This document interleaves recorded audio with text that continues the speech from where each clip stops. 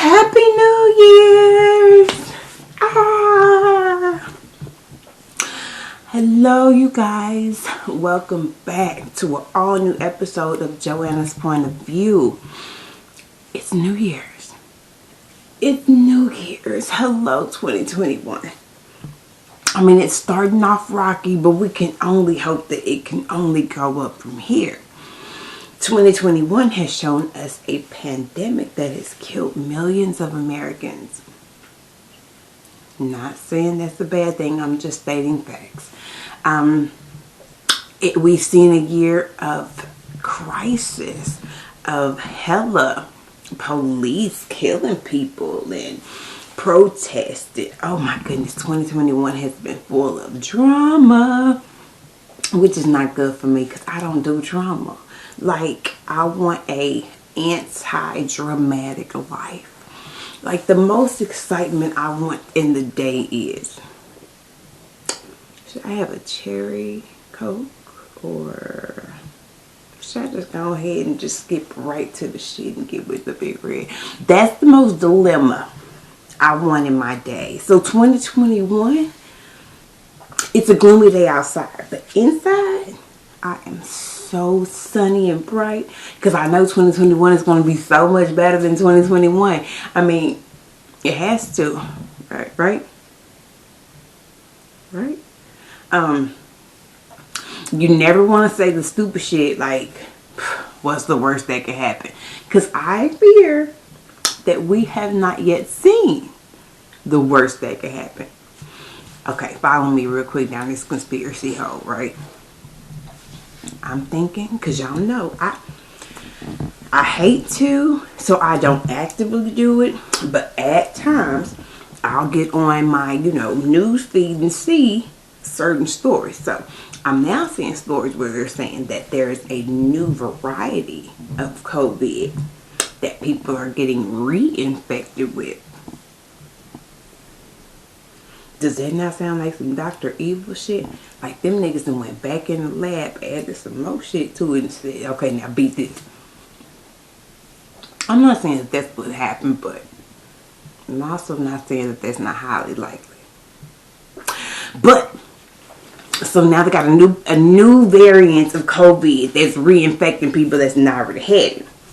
And now they have these vaccines that are making people sick. So y'all know, I'm a conspiracy theorist. So y'all know the movies like Contagion and even, what's that Will Smith movie when he had to fight the zombies and stuff that they made because they fucked up some shit. I'm just saying, when we start seeing people walking around zombie-like, I want y'all to say, okay, I thought she was playing, but she predicted this January 1st, 2021. Okay? But fuck all that. It's the new year, right? So, New Year's, you have to make New Year's resolutions. I resolved to. This is something that I am going to do. I'm going to stick to it. I'm going to make this a habit because they say, Oprah says, it only takes 30 days to make a habit. So if you do this one thing every day for 30 days, it becomes routine. You just start doing it because it's a part of you. So I have resolved to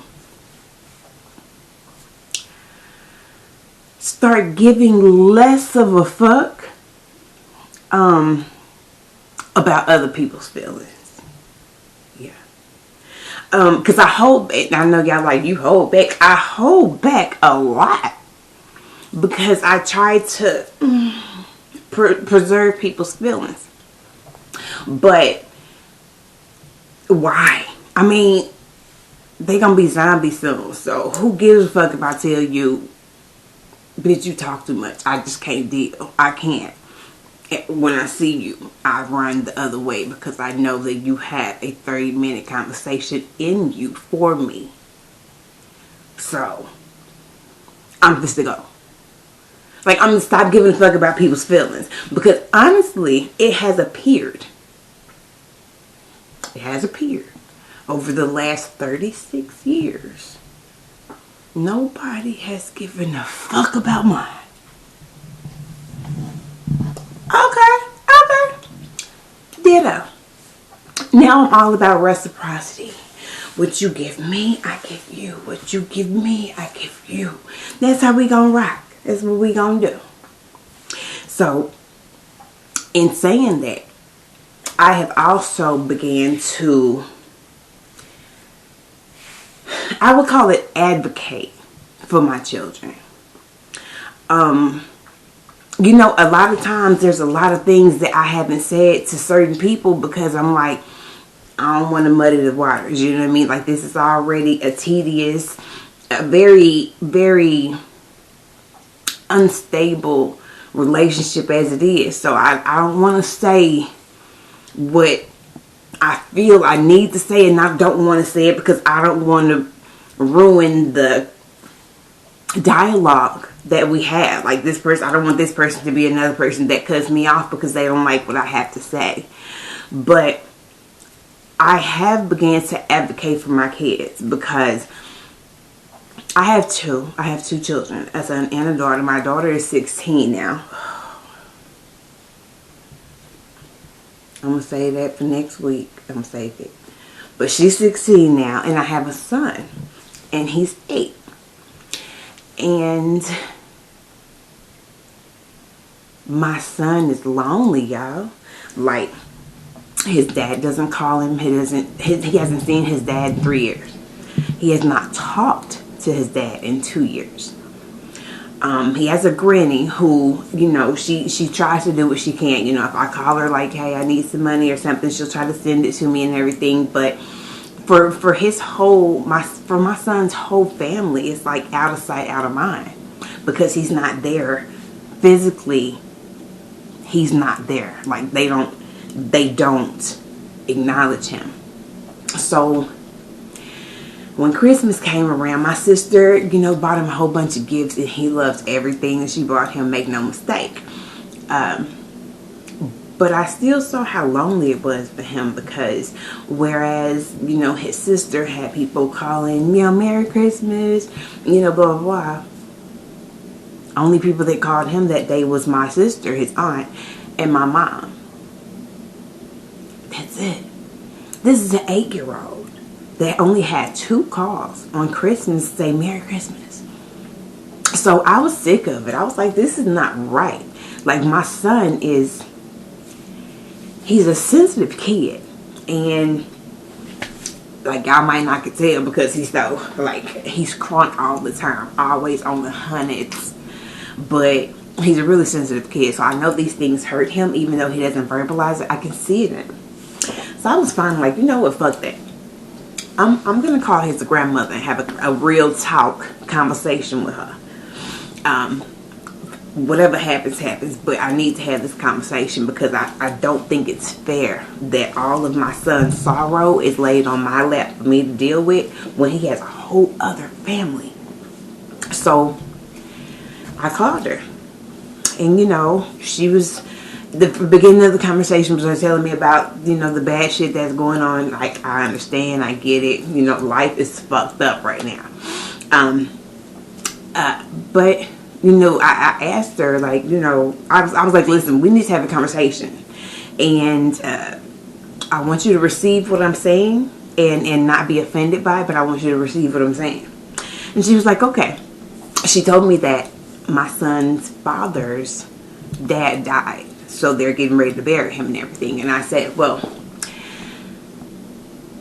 you know what I said? It's like the same thing for Blaze. I was like, his dad died too.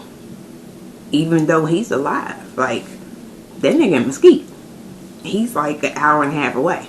But it's like a death to my son because he has no communication with him at all whatsoever. No communication with his other brother and sister. None. For 3 years. And I said, as a mother, how does it make you feel to see your son who grew up without having a father there, and you see all the stuff that he had to go through? How does it make you feel seeing your son do that to one of his children? And she was like, wow. it kind of put something heavy on her. And she was like, you know what, you're right. I was like, I need y'all to understand how serious it is. Like, every day that my son comes in my room and gives me a hug in the morning and says, good morning, Mom. Every time he does that, I'm relieved. Because he's the child that I'm most concerned about finding dead in his room from suicide, because he's heartbroken and lonely. And I told her that. And it convicted her. She was like, damn, you're right. That's fucked up. You know what? I'm going to call him twice a day. I'm going to call him once early in the day. She was like, I'm going to call him twice a day from now on. Because you're right. He shouldn't be feeling so lonely that he doesn't want to be on this planet. Then if you can see that that's something that may happen, then we need to fix it. And she's like, and I'm going to talk to his daddy too. Because he needs to know. I was like, okay, great. It made me feel so much better because I was able to get my thoughts and concerns out to someone who I hoped would give a damn. And she did. She called him that day, and, you know, she promised that she was going to send him some money when she gets some, which no one asked her for that lie. And, you know, she was like, I'm going to call you later on tonight, okay? Unfortunately, that resolution that she made, it lasted exactly one day. She has not called him at all since. But it made me feel better as a mother to know that I said what needed to be said. And I advocated for my child. So no one can ever say that I haven't done everything that I could do to try to make this better. And that brings me to the last thing I want to discuss for 2021. New Year's 2021. Learning the right way to confront a problem. Because y'all know, y'all seen my show. Usually I'll get on here and air a motherfucker out that I haven't spoken to and even told that I have an issue with them. This is like my therapy. This is like who I vent to. I vent to y'all. So I've done that so much that I have upset so many people that were like, yo, I didn't even know that you had a problem with me until I saw your video. Like, why haven't you told me? And to me, it's like the problem was obvious. But I had to understand that the way I think is not the way other people think. So what may be obvious to me may need to be said to the other person. So I'm learning the right ways to confront problems now, and I hope that it makes some of my relationships with people get better. You know, I'm still really not in contact with any of my relatives because of this show. Shout out to y'all.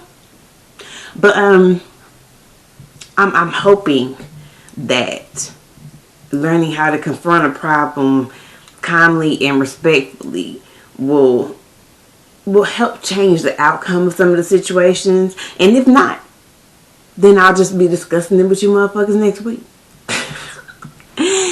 Alright, y'all. Thank y'all for watching. Enjoy your new year. I'm going to go enjoy mine. I'm out.